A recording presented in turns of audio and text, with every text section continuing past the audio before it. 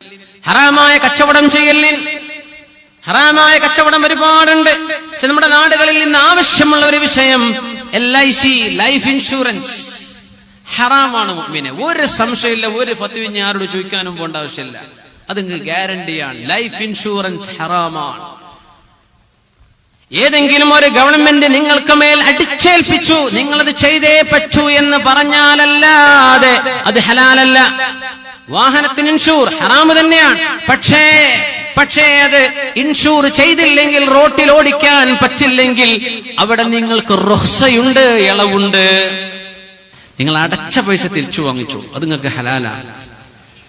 പോസ്റ്റിന്റെ കുറി ഉണ്ടാവും. പെണ്ണുങ്ങളെ 20,000 അടച്ചു, ഇനി കിട്ടുമ്പോ 30,000 40,000 കിട്ടുക. പച്ച പലിശയുടെ പൈസയാണ്, അത് എടുക്കാൻ പാടില്ല. ലീസിന് കൊടുക്കുന്നുണ്ടല്ലോ, ലീസിന്റെ ഏർപ്പാട്. വാഹനം ഗൾഫുകാരൊക്കെ വന്നിട്ട് എന്ത് ചെയ്യും, ഒരു മാസത്തേക്ക് വണ്ടി എടുക്കുന്നുണ്ട്, 1 ലക്ഷം റുപ്യ കൈ കൊടുത്തു. ഇവൻ ഒരു മാസം വാഹനം ഓടിച്ചു, വാഹനം തിരിച്ചു കൊടുത്തു, 1 ലക്ഷം ഇവന് തിരിച്ചു കിട്ടുകയും ചെയ്തു. ഇപ്പൊ എത്രപ്പം ചെലവാക്കിയത് പെട്രോൾ അടിച്ച് മാത്രം, വാഹനത്തിന് വാടകല്ല. എന്തേ വാഹനം പണയം കൊടുത്തു, ആ പൈസ അത് മുതലാളി ഉപയോഗിച്ച് വാഹനം തിരിച്ചെടുത്തപ്പോ ആ പൈസ തിരിച്ചു തന്നു. അങ്ങനെ നടക്കുന്നില്ലേ?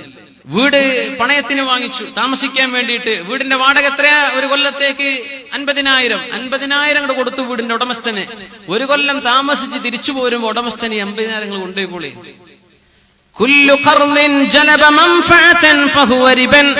ഏതെങ്കിലും ഒരു കടം കൊടുക്കൽ, ആ കടത്തിന്റെ പിന്നാലെ ഒരു ഉപകാരം അതിന്റെ കൂടെ വരുന്നുണ്ടെങ്കിൽ അത് പലിശയാണെന്ന് ഫുഖഹാ പറഞ്ഞിട്ടില്ലേ? പലിശയുടെ ഏർപ്പാടാണത്, പലിശയാണത്, പാടില്ല.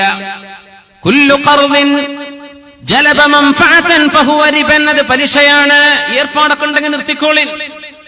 അഫല്ലാഹു അമ്മാ സലഫ്, കഴിഞ്ഞു പോയത് അല്ലാഹു നമുക്ക് പുറത്തു തരട്ടെ. ഇവിടുന്ന് അങ്ങോട്ട് ഇനി ചെയ്യല്ലേ. ലൈഫ് ഇൻഷുറൻസ് വേണ്ട മുഅ്മിനെ, ഹറാമാണത്. എന്റെ ലൈഫ് ഇൻഷൂർ ചെയ്തത് അല്ലാഹുമ്മ ഇന്നി തവക്കൽതു അലൈക്, നിന്റെ പോളിസി ഞാൻ എടുത്തിട്ടുണ്ട് പടച്ചവനെ.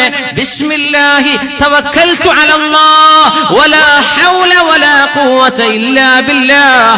ഒരു ഇൻഷുറൻസുകാരനും നിങ്ങളുടെ ശരീരത്തിന്റെ സംരക്ഷണം ഏറ്റെടുക്കാൻ പറ്റുമോ? ഒരു ഇൻഷുറൻസുകാരന് നിങ്ങൾക്ക് സംരക്ഷണം വാഗ്ദത്തം ചെയ്യാൻ പറ്റുമോ?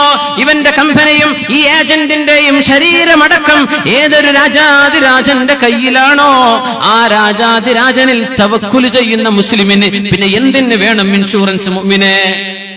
ഹറാമിന്റെ ബിസിനസ് ചെയ്യലിൻ, ഹറാമിന്റെ ബിസിനസ് ചെയ്യലിൻ. അല്ലാഹു നമുക്ക് ബോധം തരട്ടെ. അല്ലാഹു ഹറാമുകളിൽ ചെന്ന് ചാടാതെ അല്ലാഹു നമ്മെ കാത്തുരക്ഷിക്കട്ടെ.